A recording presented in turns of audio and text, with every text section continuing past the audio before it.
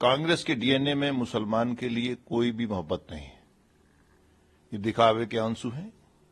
ये अपनी वर्कशॉप्स में, अपनी जो एग्जीक्यूटिव मीट्स होती हैं, इनके जो नेता बड़े बड़े आज इनसे चले गए हैं, जो मुसलमान कद्दावर नेता थे, वो क्यों गए? ये अपनी मीटिंग्स में मुसलमान के लिए बात करना एफोर्ड नहीं करते। मुझे सब सिखा रहे हैं क्या? हमें सिखाएंगे क्या? क्या कहना चाहते हैं मुसलमान को? अगर ये मुसलमान के हित में होते तो ये मुल्क की तकसीम नहीं होती। इनको एक ही खतरा है, ये उकसाते हैं पर्सनल लॉ को एक जगह, बोर्ड के लिए कहते हैं कि हमें यूसीसी पे चलेंगे, और एंजॉय करना हो तो बीएनएस में करते हैं। इनको क्लैरिटी करनी चाहिए कि ये मैसेज क्या देना चाहते हैं। किस हाशिए पे इन्होंने मुसलमान को 70 साल में छोड़ा है? ये कहते हैं एमपी नहीं बनाए, एमपी को टिकट नहीं बीजेपी देता है, एमएलए को नहीं। आपसे मैं पूछता हूं 70 साल में आप डिमांड करिए ना, आप पत्रकार लोग भी इनसे कि भाई कितने चपरासी इन्होंने स्टेट वाइज डाटा दीजिए हमें, कितने मुसलमानों को चपरासी बनाया, स्टेट कैडर में लाया।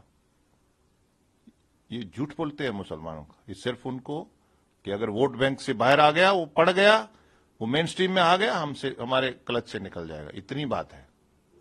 सर, इस दिन ओवैसी की पार्टी भी इसका विरोध कर रही है और सुप्रीम कोर्ट का दरवाजा खटखटाया गया उनकी तरफ से, ओवैसी की तरफ से, इसके खिलाफ। सुप्रीम कोर्ट देश का, हमारे का डेमोक्रेटिक रिपब्लिक का बड़ी अदालत है, कोई भी जा सकता है जी।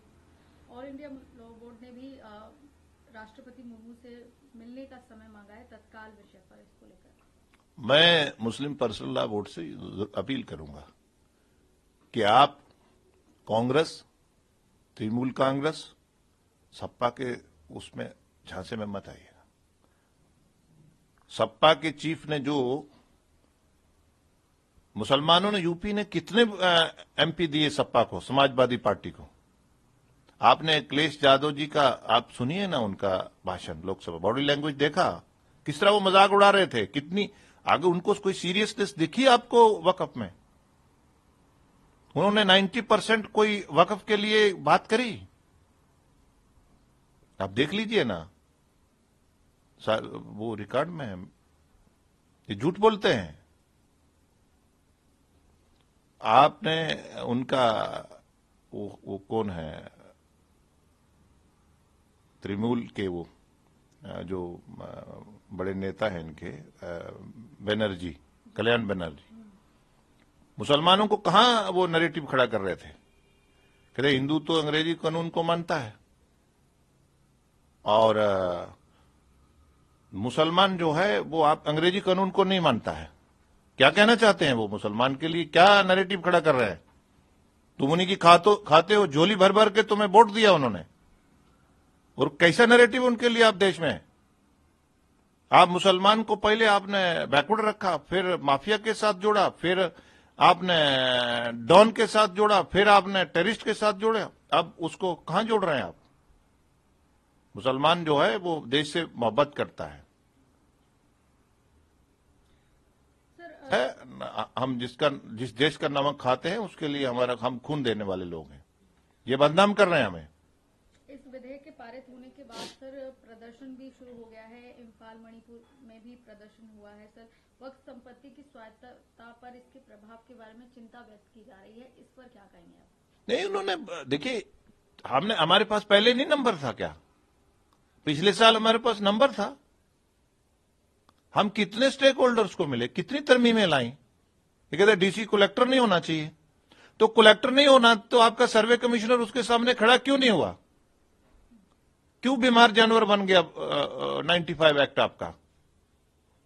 आप कौन होते हैं मुसलमानों को वक्फ की उसको पवित्रता को खराब करने वाले?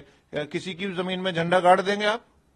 ये साजिश से उन्होंने ऐसी 13 और इसमें लाई थी ताकि वक्फ जो है वो कोर्ट कचहरियों के चक्कर में ही घूमता रहे और मुसलमान जो है हम अपील करते रहे, हमें वोट देते रहे और प्रैक्टिकली इनको कोई वक्फ का लाभ ना हो। हम जो बात करते हैं डंके की चोट पे करते हैं। हमारे लिए देश का अल्पसंख्यक जो हो वो बराबर है, माननीय है, इज्जत में है। हमारे लिए कोई वो नहीं है बड़ा और छोटा। जी, राज्यसभा में देखने को मिला है इसको लेकर बीजेपी में भी आंतरिक उथल पुथल की बात की जा रही है। एनडीए घटक जो है वो भी नाराज बताए जा रहे हैं, चाहे जेडीयू आरएलडीओ पार्टी छोड़कर वो जा रहे हैं। क्या कहेंगे सर इस पर? मेरे ध्यान में तो कोई ऐसा बात नहीं है।